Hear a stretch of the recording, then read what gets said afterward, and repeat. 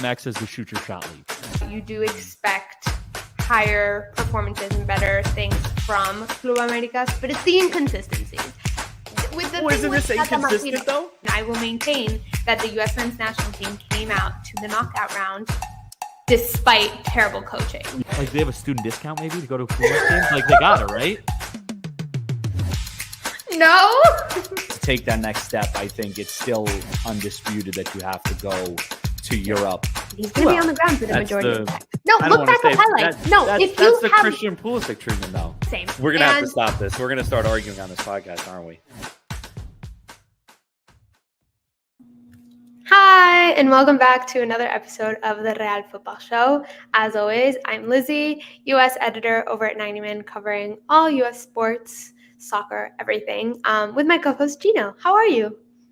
Good. I mean, hey, we got an unbelievable weekend in MLS, a great weekend in Liga MX. I mean, we're in full swing now, right?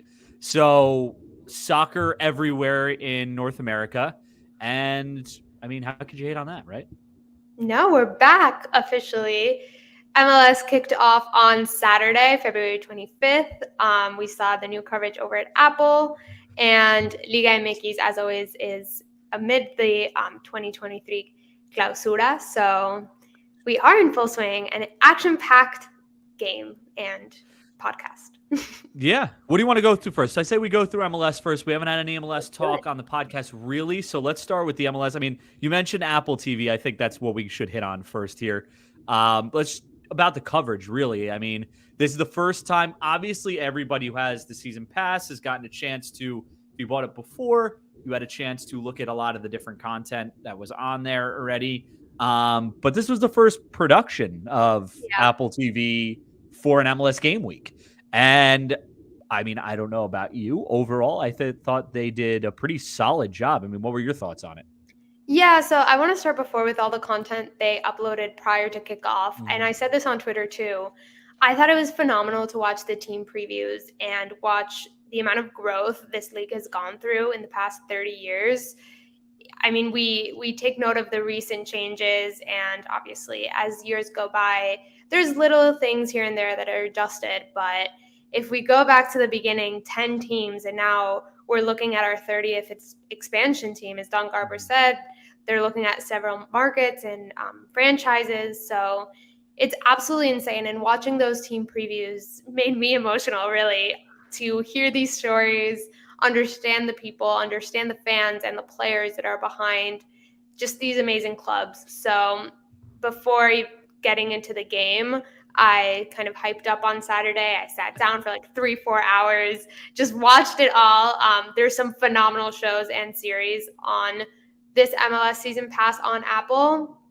Game Changers in particular. I know they only have 2 out right now with Carlos Vela and Chicharito, but those 2 are just great to watch. Definitely game changers in this league. So that was phenomenal. And then game coverage was great. I thought just the quality of the video, which is something so small, but the quality of that was like watching it or better, because my eyesight is terrible. So I need my glasses at the stadium, but watching it from home was crystal clear.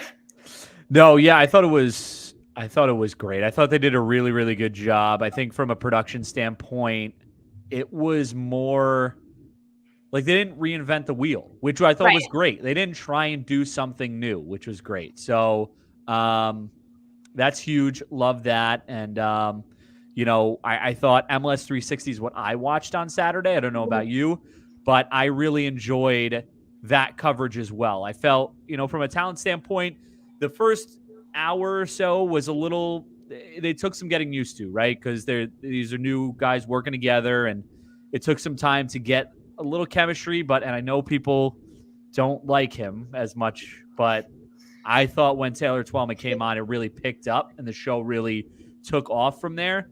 And I thought he did a really good job of tying everything together. It's a shame, honestly, that he's going to be doing more games than being on the broadcast more and coverage, because I thought he was really good in that setting. But overall, I thought Apple TV hit a home run this weekend. I thought MLS, everything they could have wanted MLS to be this weekend, Apple TV got. I think just this weekend alone was worth the deal. So they really have done a good job, and I'm excited to see what comes the next few weeks. And I got to check out some of other content too, because like you said, I've heard from you and multiple other people that it's really good.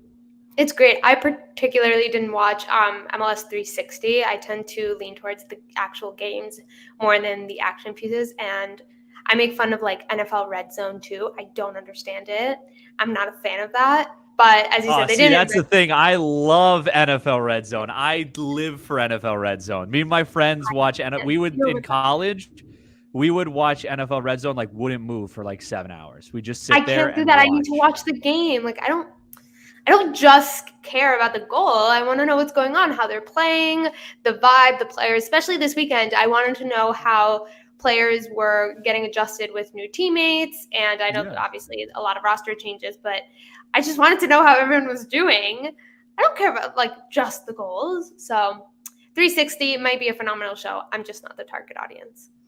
Yeah, no, I mean, I totally understand though, right? Because you can't really tell the flow of the game as much with 360. You get the coverage, I do wish that they went into the announcers more. They were talking a lot. Like I felt like they could have given talent a little bit of time to, take a break, go to the announcers with the game coverage a little bit more. But I think MLS 360's goal is basically to be there when what happened Saturday happened, right? 7:30 games are about to finish, and you have 5 goals in the 7:30 window that were after the 85th minute. So again, home run for them, but I totally understand what you're saying. I can't get the flow of a game either if I'm watching it. It's more for the excitement and seeing all the action and kind of getting a little bit of here and there, like, okay, like this is happening here, this is happening there, so that's why I like the MLS 360, but I will be watching some of the solo games as well, which, obviously, I did watch the Nashville game and the some of the Seattle game. And again, coverage was great. They didn't try and reinvent anything, and I thought it was awesome. So yeah, I think a scoreline could be so deceiving sometimes. You look at Atlanta United against the San Jose Earthquakes, that 2-1, it's crazy. San Jose dominated for the majority of the match, and granted, it's nearly impossible to save Thiago Almada's goals. That 1 million, it's a phenomenal player, phenomenal skill. But San Jose honestly played really, really well, and I want to toot my own horn, but my dark horse. No, I thought they did really well considering last season and what they were doing. So deceiving, which is why 360 can be deceiving. But yeah, no, great coverage nonetheless. Yeah, understandable. I mean, again, I think out of all the storylines that MLS 360 brought us, MLS brought us this weekend, we have to kick off with St. Louis. I mean, I don't think there's anybody in the entire country, any MLS analyst, anybody who would have said confidently, without, tongue in cheek or anything, that St. Louis was going to go into Austin and come out with a victory. No way. I don't even think they would have said they would have come out with a draw. I mean, this is the first game they've played. We've, you talked to João Klaus about it, and this is the first game they played. They've had they've been together really as a full team for 6 weeks, because they haven't had a full roster of St. Louis City SC players. It's been a lot of St. Louis City 2 and St. Louis mixed. So the fact that they went into Austin, which I think is probably growing and going to be, as time goes on, one of the more hostile environments, I guess you could say. Yeah, I do want to point that out. It's one of the most difficult stadiums to play at, and all credit goes to their fans. The atmosphere that they provide at Q2 is unreal. The fans at the chants, they're just great, which kind of is like you get the light show, the green light show when they score the goals. Yeah, no, it's definitely that 12th man on the field. And for St. Louis to go in for their first game to that intimidating atmosphere is credit on its own. Yeah, and they looked, I mean, again, I watch from MLS 360, so again, it may be a little hard to tell, how the flow of the game went, but they looked like they were solid. Listen, they're not going to go in. Verde is such a 5. Verde is a 5. But they go in and they could have easily folded. They could have, this is just looking solid. They're not going to look this good every single week, right? This isn't going to be a team that's going to go out there and get wins every single week. But to go into your first match and have the confidence that they played with and to go after a victory, like they could, once it was 2-2, they could have sat back and just been like, okay, well, I'm comfortable with this. But Right. They went after it and they got the third goal. And it was a sick goal too. Klaus's goal was awesome. A little toe poke around the goalkeeper. So, I mean, really good weekend from St. Louis. I mean, everyone in that town loves soccer. Like, that is a soccer city. It is. And I'm sure they were partying deep into the night after that one. Yeah, I think they stood their ground at Q2, which wasn't expected. And I know it's going to sound cliche and cheesy to an extent, but they looked like a Major League Soccer team. And many people didn't expect that coming in as their debut to the league and first game ever. And as you said, they'd just been together for 6 weeks. So the fact that they even presented themselves as a composed team at one of the most hostile places of the league is ridiculous. I do want to say one of their goals, as much as I think they were great, one of their goals was a favor and it was given. I mean, Jared In fairness. St. Louis reacted really well in scoring that, but Austin FC's backline passing it straight is crazy. So good for them. They did really, really well, and it's great. It's that goal. I mean, what are you gonna do? I mean, that was just a complete mental lapse. But hey, you get the win. Any way you can get the win. So any way you can get the win. A win is a win. Exactly. Again, continuing with the teams that are off to great starts. Let's go to a player who's off to a great start. Granted, did he probably have the best game? No. Like you said, San Jose did dominate this game at points. But, I mean, come off a World Cup win. You get 2 sick goals that in stoppage time that end up, giving you the win. Thiago Almada had a phenomenal weekend this weekend, and I don't think you could have, he couldn't have scripted it any better. I know, and we laugh and we say, like, what do you expect from a World Cup winner? But it seems he's really growing into his own and understanding his place in this league. And it's not going to be that noisy player. He's going to be an integral part of what they're trying to do at Atlanta United. And now I kind of understand Joseph Martinez's departure. Like, it's not his team anymore, and it wasn't for a little bit. So heading off to Miami was great, and now Thiago Almada is going to slowly and quietly dominate. And we again spoke to him on MLS Media Day in January, and I asked him what his goals were for the season, and he did not fail to mention the team every single time. And I asked him individual goals. He said, just help the team every single time, giving them my all. And he is. So. Yeah, I mean, I think, it'll be interesting to see. In your opinion, does he last this full season in the MLS? What do you think? I do. I don't think he's a high energy player. I think he's like a set piece, key moment of the match player. So I don't think that tank is going to run out by December. I just think he's going to be less that, more is somebody going to come after him. Do you think in the summer a team comes after him and goes, oh, transfer? I think he'll be in MLS for at least a year. Okay. I think potentially that winter transfer window might come out and get him, but I think he'll be at Atlanta United until December. Yeah, I mean, we'll see, because if he keeps, again, he's got to keep producing, right? He's got to show that he is that key player to Atlanta. But who knows? I mean, down the road in the summer, that could be someone that somebody does look at, one of those lower teams, maybe in the Premier League or maybe a La Liga team looks at him. I do understand the urgency of the market. I think we saw it particularly this time around in the winter with Chelsea and everything. But I don't think he's done quite enough to prove his price tag at the moment. He is a World Cup winner, but he's just saw minimal minutes at the World Cup and is scoring now and doing great. But he's just getting into a rhythm. So if he does leave in the summer, I think it would be a premature move, and I'm not sure that's the best thing for his development. But, I mean, if it were up to me, probably leaves in January. Yeah, no, that's fair. That's fair. I mean, this Atlanta team without him probably is not. I mean, I don't know if just answering this question here before I continue, I don't think he will fetch more than Almiron. I I think not they're two right different now. Maybe at this places. pace, maybe the trajectory of it, maybe down the road, yes, if he keeps this up. But I can't see it right now fetching more. But who knows? But this Atlanta team without him is got Nothing. issues. So Yeah.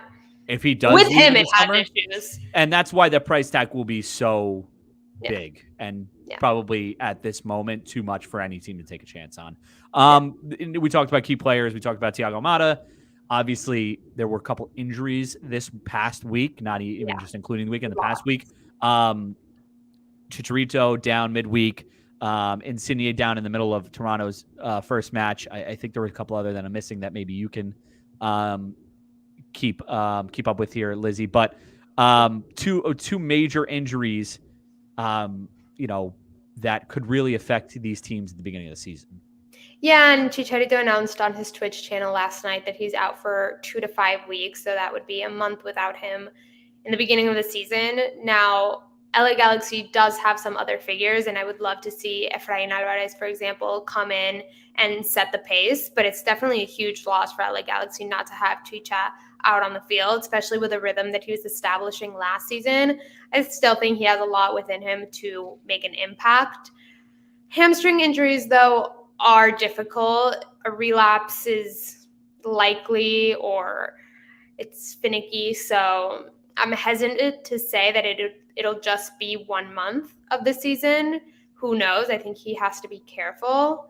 If it's just 2 weeks, though, phenomenal for LA Galaxy, and they have other figures to play up top at the moment and then have him come back.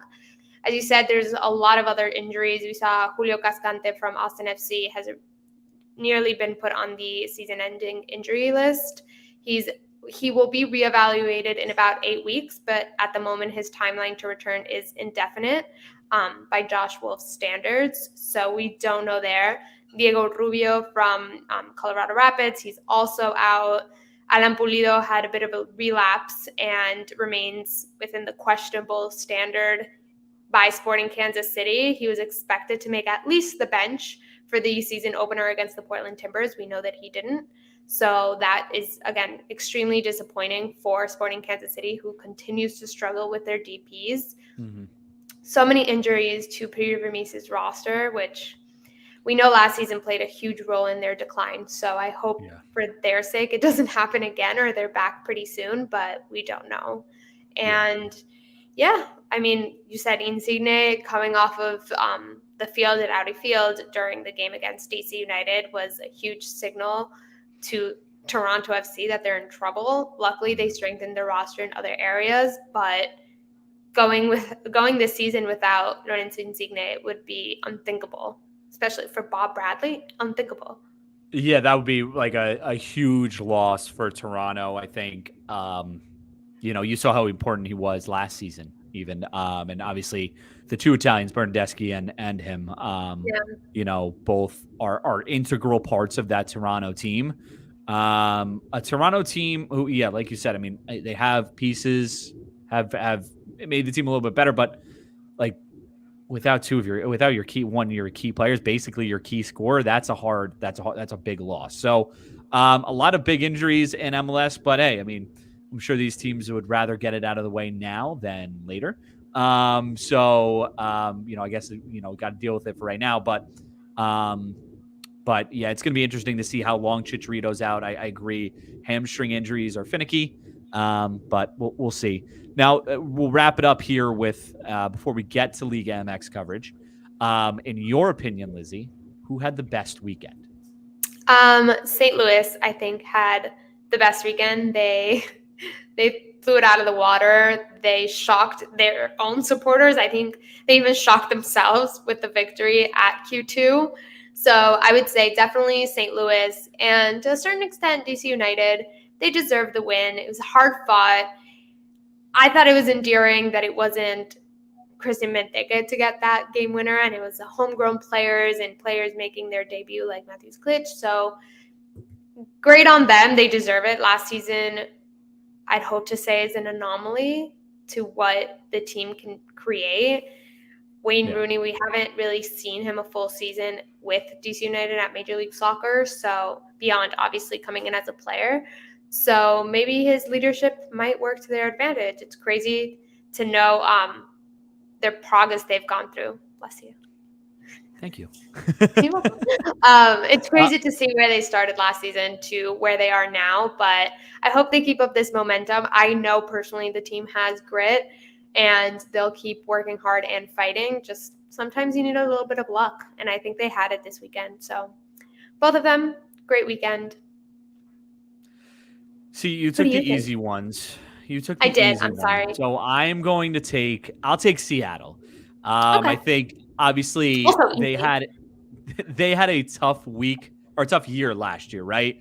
And I think for Seattle, they needed to come in and show that they fixed that, and that, they've made some additions and that things are going to be okay without Raul Ruidiaz to go out there and get a 4-0 victory over Colorado. Granted, some of the goals were a little bit fluky, a couple of deflections, easy goals, but still, you have to be in the right position to put the ball in the back of the net, and all 4 times they were, right? So Seattle winning 4-0. They keep a clean sheet against Colorado. They look good at home.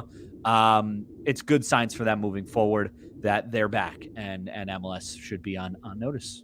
I want to talk particularly about the Seattle Sounders because I think it's such an interesting case that they went from CONCACAF Champions League winners to a dreadful Major League Soccer season, and in just the span of basically 2 months.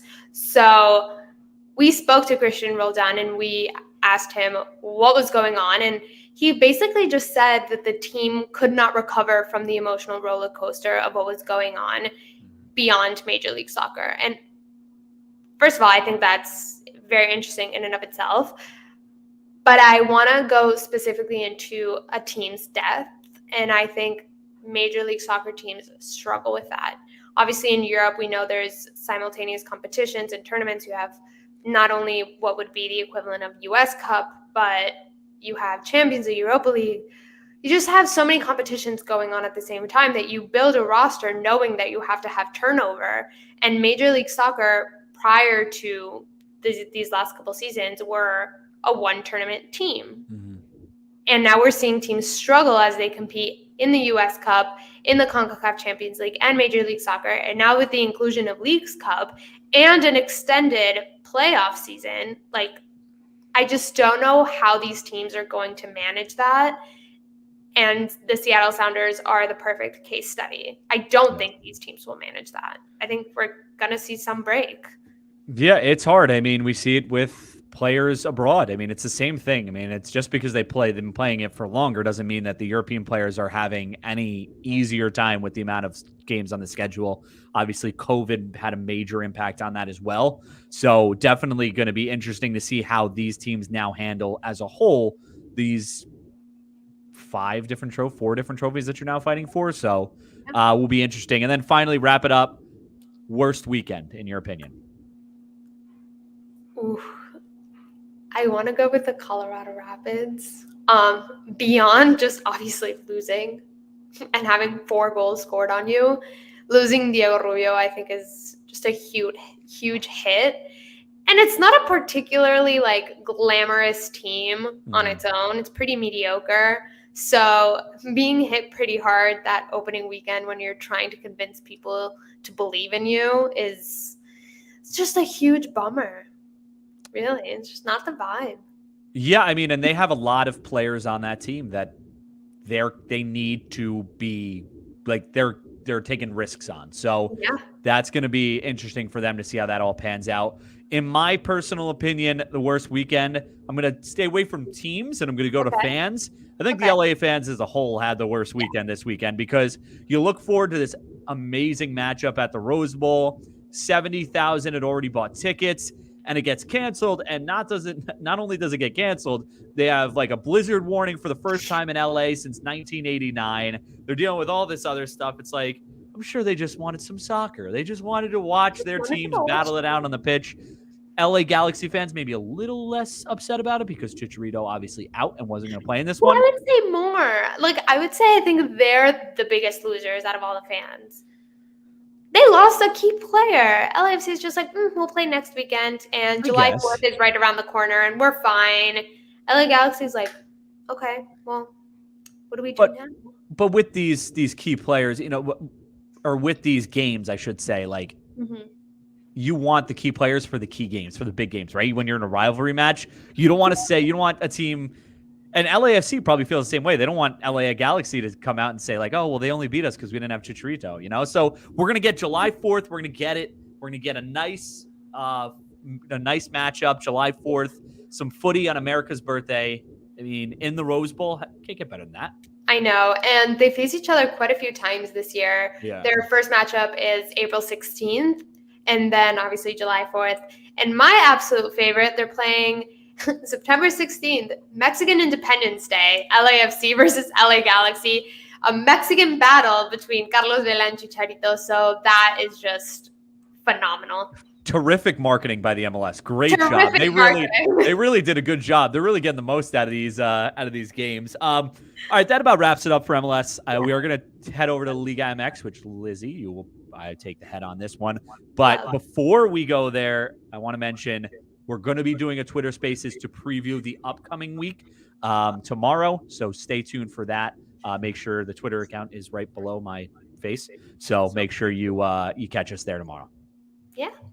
And now heading into Liga MX, which we so badly neglected last episode because it was so quick. I don't want to talk about it anymore. I don't want to talk about Liga MX anymore. That's why I led with MLS, because every single time we haven't talked about Liga MX in 3 weeks, and Cruz Azul have 3 wins, so I don't want to talk about it. And to start off, how do you feel?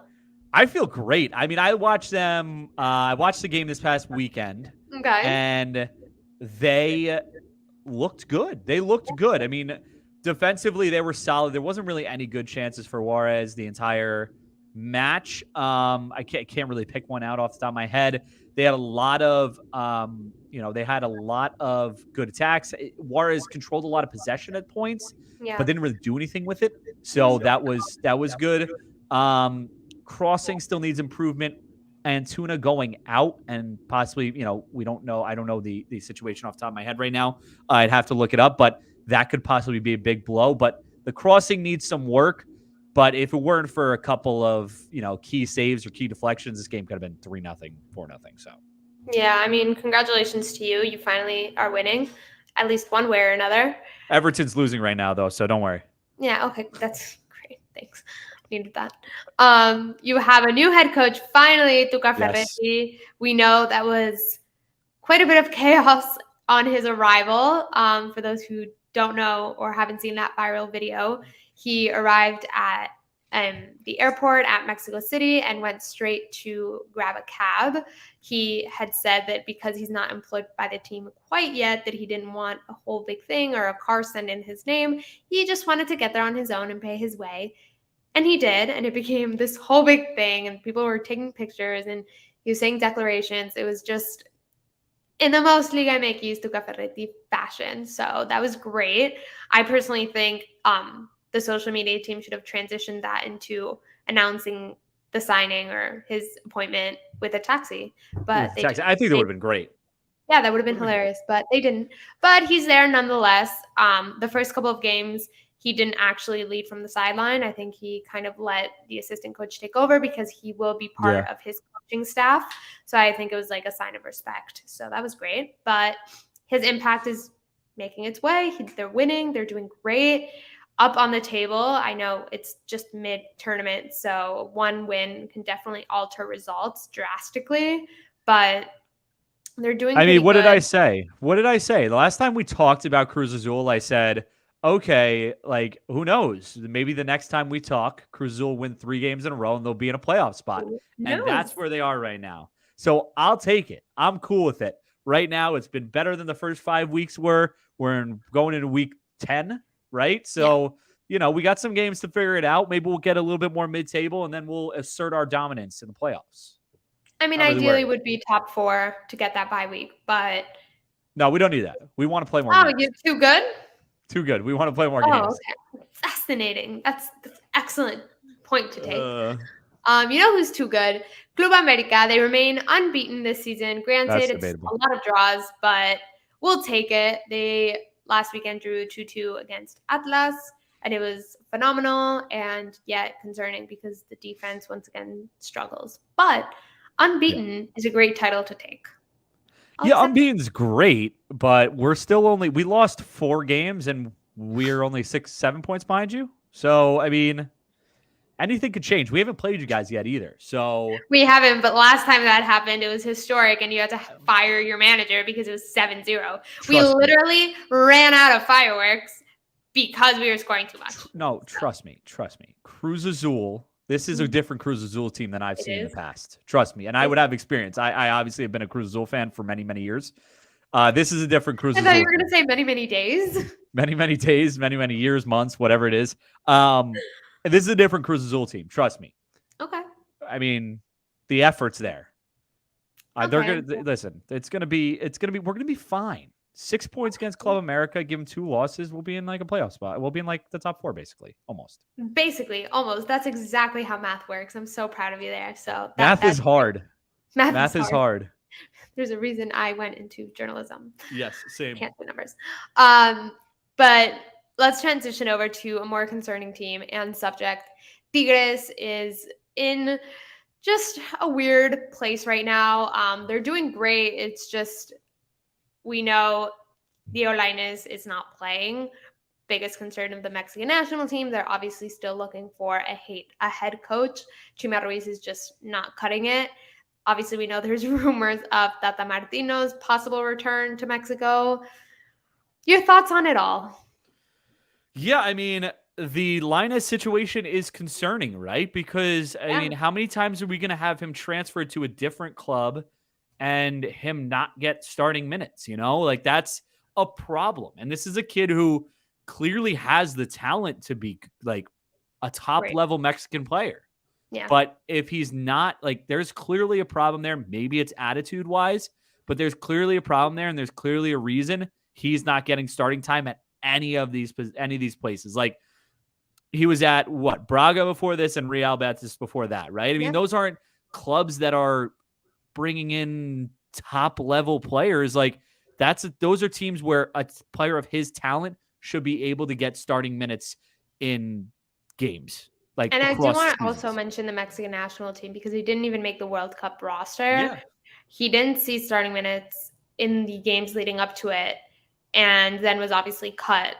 We know also that Santi Jimenez was cut, but that's a whole different conversation. It's definitely concerning, and at this point, you would have to blame the player. I know in the beginning when he was rumored not to play at Braga and Betis, there was a conflict of interest with the head coach, and a lot of people blame the teams. But at this point, you can't go back to Liga MX and not play.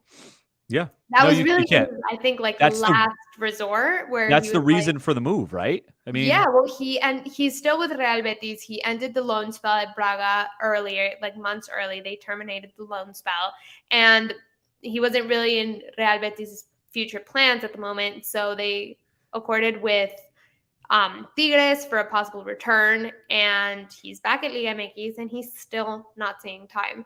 Granted, it is a good Tigres team. Like, it's not that they're bottom of the table, stuck with the team, and he isn't helping them win. Like, they're third place. I know they just lost against Chivas, but they're facing a couple injuries. But overall, the team is doing great. So not easy to completely break into it and earn a starting role. But on the same side, like, it's completely concerning that he's not playing. And it's been like 5 games at this point where he's come back and he's just not on the field. And again, I'm not at these trainings in Tigres or Real Betis or Braga or the Mexican national team. So I don't know what these coaches are seeing, and they're definitely not saying it out loud because no one knows what's going on. Yeah, no, it's a problem. I mean, you can't have that. I mean, it's like you said, this was the last resort. This was where he was going to come to revive his career, and he didn't. He really didn't. And so, I mean, in the Tata Martino situation, I mean, listen, obviously in Mexico, there's a lot of hate around him. or dislike for him. Hate is a strong word. Dislike. No, I think hate is Hate. according to what the Mexican national team fan base feels for Tata Martino. But at the same time, like, we've talked about this before. Like, he knew that there were problems with his team and like basically got no help on that, on the Mexican national team. He got no help on that. And like, he's a good coach. Like, he's a good coach. I think he will be, if he goes and takes over that Tigres team, I think they'll be good. Here's the thing, and they'll continue to be good, I should say. I don't want to like turn this into a Mexican national team analysis, but I will say he was committed to the 2019 roster, the one that was thriving at the Gold Cup, Raul Jimenez up top. Like, he loved it. And then injuries happened, so you have to shift. You have to move around, you have to figure out what to do, and he didn't. He started playing the exact same team, even though they were not at that level, at that 2019 level. And then no results came about, and everybody started wondering why. And he said, but I gave you results before. Right, but as a good coach, you pivot. You understand the situation, you understand the player's moment, and if they're not at a good place in their career, you shift, you move on, and you change what's going on. He didn't. He remained like adamant on playing that 2019 team, and that sucks. So I don't think he's a good coach. My concern for him, however, I don't hate. Again, hate is a strong word. I don't hate. I dislike. Would not like to see him again in the Mexican vicinity. But my concern for him is he ready to get booed in every single stadium? That's fair. Like 2 days a week. Are Tigres fans going to boo him too? Like, the thing with Tigres fans in particular is they're not huge fans of the Mexican national team. There's always been this, like, oh, yes. Yeah, I remember disconnect, especially now that they stole their head coach after, like, 2 weeks of the tournament. Thanks, Diego Coca. So I don't know if they will boo him, but wherever they go, he's going to be booed. Yeah. And potentially people will throw things at him. So it won't be taken lightly across the country. I think for his sake, he should just go like, no thanks, bye. I'm going to just like go to Argentina, go to Brazil maybe, go abroad, maybe come back to MLS. We know he directed or he led Atlanta United. Maybe come back here. Save space. Don't go back to a country that you eliminated in the group stage and make like a historically bad World Cup run. Maybe don't do that right away. Like, maybe not the best decision for mental health either from his perspective. But and for peace, like award yourself mental peace. Don't do that. I don't know. Yeah, I mean, you're probably right from a mental health perspective, and just like having again, if he wants to coach, if that's a decision he made, right? It's like it's a decision that he's making, that he's comfortable with that. But I don't know how you make a great point. I don't know how anybody goes into every single stadium in the entire country, and gets so. But I don't know. We'll see. We'll see what that situation turns out to be. I think it's going to be very interesting. But I mean, we've heard a lot of names around this Tigres coaching vacancy already. So I mean, we'll see. Yeah, rumors are rumors. I think I was surprised to hear that he was linked to a potential move. I didn't think his name would be related to anything Mexican soccer for at least a year. So that was severely interesting. And to close off Liga MX, I want to highlight Santos, who came back with a victory, a much needed victory after embarrassingly losing for the past 2 weeks. They came back and they won against Puebla. Granted, Puebla sucks and they're a terrible team at the moment, but they won nonetheless 3-2. Struggling, giving people anxiety, but they won. It is, they did win. They did get a win. They kind of stopped their little slump there. They had a great start to the season, I think. And I think we need to keep bringing up the point that this is a team that kind of got picked apart a little bit in the offseason. So for them to come back and still have this firepower where they're, winning games, and obviously, there's going to be bumps in the road with new players and a new team and a kind of like a team that's completely restructured a little bit. But hey, in 9 matches, they're 3-3-3. They have 14 goals for, 19 given up, which isn't great. That's like third most in the. Yeah, I think that 5-0 against Toluca really exactly, really messed them up Yeah. beyond just like a loss, because losing 3 points is universal, whether it's a 7-0 or 1-0 loss. I think Yeah. it's the embarrassing factor of losing 5-0 at home and having someone like Carlos Acevedo at goal. I know, and as you just said, the team was picked apart. Eduardo Fentanes has really had to struggle with the depth. Yeah. Thankfully, Santi Munoz is back. We know he was at Newcastle's under-23 squad, and he's back now. He's just recovered from injuries, so that's why he's seeing time on the bench first and then coming in for those last 20 minutes of each game. But Yeah. good on them for winning 3-2 to Pumas. The defense needs to improve drastically. 5-0 is never acceptable in this league, no matter who it is, even like Mazatlan. But Yeah, I mean, I think the other thing too is, I mean, even if you take away those 5 goals, there are still 14 goals given up, which is there's only 3 other teams who have given up more goals than them. So defensively, they need help. But I mean, hey, they're out there, they're scoring goals, they're playing without fear, and they're getting wins in certain situations, and they're in a playoff spot. So that's all you could ask for after your team gets picked apart a little bit. yes, and I would like to interrupt this regularly scheduled programming to say Santi Jimenez just scored a goal for Feyenoord in the 80th minute of the match in their cup game. So thank you, Santi Jimenez. Amazing. And sorry for the interruption, but that was extremely necessary given that we've now criticized the Mexican national team, which can send people into a depression. So now it's great. We just scored a prospect. He's phenomenal. Who cares about Diego Lainez when we have Santi Jimenez? Yay. I have nothing to say to that. Literally nothing. I mean, who cares? Who cares? I don't care. I don't care. I didn't ask. He left us. He left Cruz Azul, and he's a Mexican national team player. I mean, why is this on the podcast here? I will say he loves Cruz Azul. Yeah, sure he does.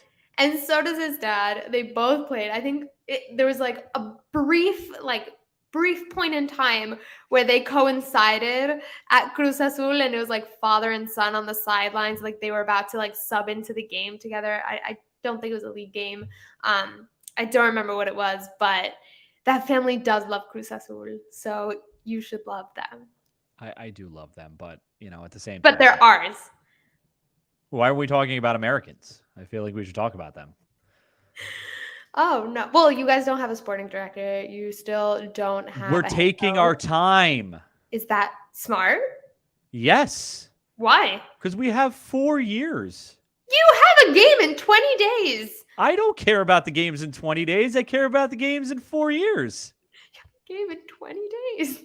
I literally don't care. I could coach 3 years and a quarter. Team. 3 years and a quarter, not 4. Okay. And your Nations League games are the best experiment that you could do. And you still don't have a head coach and a sporting director. So, yes. Listen, my opinion on this is I could coach the team for the next year. And as long as with 2 years remaining, we get a new coach, I'm good. And you're not worried then about losing to dual nationality players who cannot at the moment be convinced by a sporting director or head coach, but in the span of 1 year can be tied down to Mexico in these Gold Cup Nations League matches? This is a fair point. Yes, but at the same point, I have a lot of trust in my abilities as the U.S. men's national team coach. So, I mean, I didn't say we were going to lose games if I was coach.